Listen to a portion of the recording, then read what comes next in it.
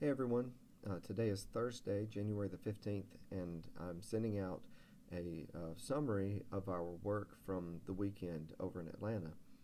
And I've made a few changes and I want to describe them to you and just walk you through the document that I've got here so that we're all on the same page and we all know what we're looking at.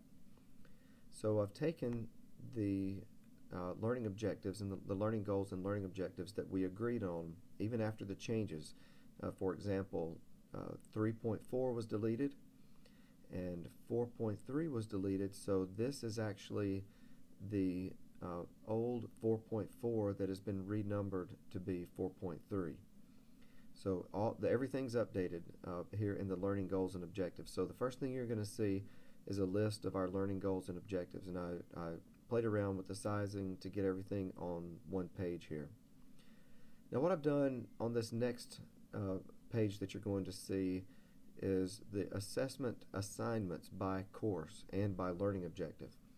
And I made a few executive decisions after we got back because we had some learning objectives that were being assessed 5 times by different courses, and that's just too much.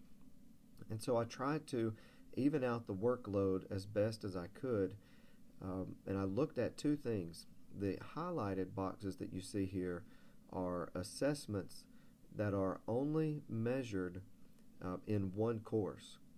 So I tried to consider the courses that had assessments that they absolutely had to do versus ones where there's other people doing it. So if you pull one course out, there's still somebody else covering that objective.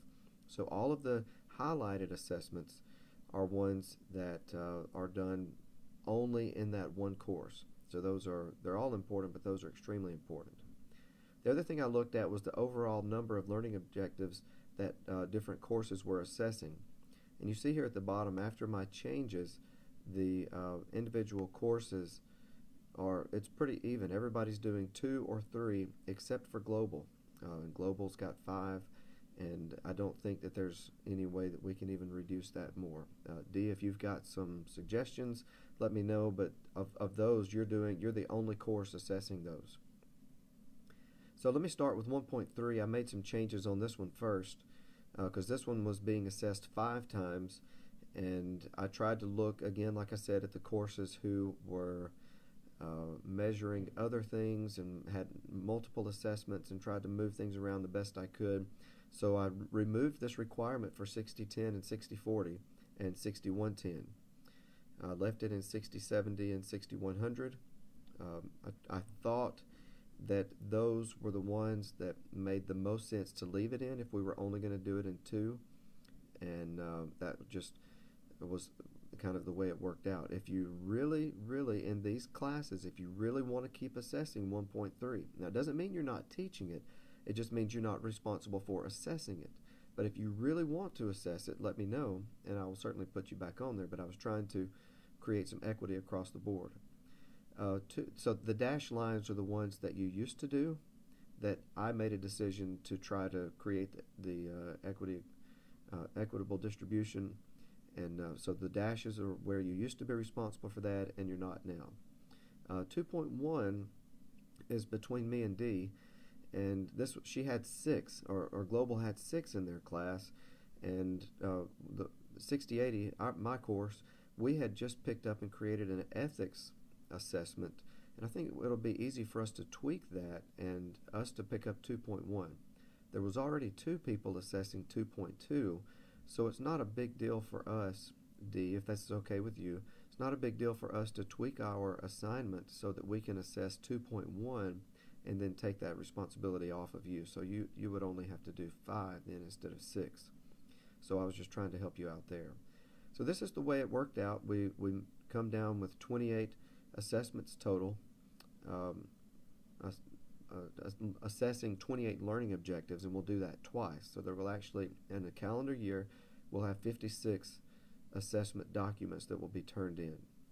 Now from here on down, everything is just repeating in a different format what we've already looked at. So this is the breakdown of learning objectives by course.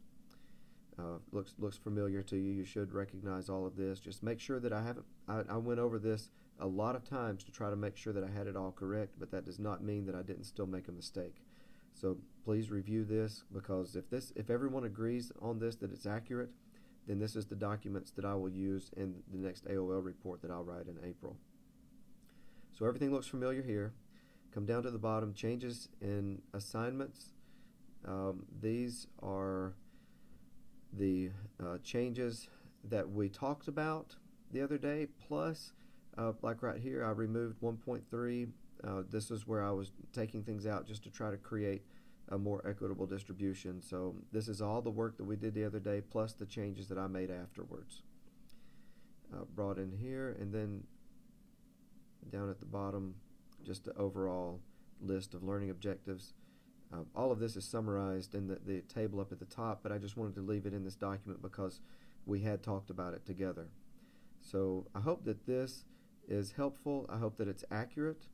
Please let me know if you have any questions about any of this work, and I will try to address that as quickly as possible. But I hope that this will help us all be on the same foot moving forward. So for the calendar year 2015, I would like for us to use these learning objectives that we've agreed on here and that are listed up here on this first page. So for 2015, I'd like for us to use these assessment assignments and these objectives, and everyone do each assessment on an individual page. So at the end of the year, we should have 56 individual documents that'll all be based off of this information.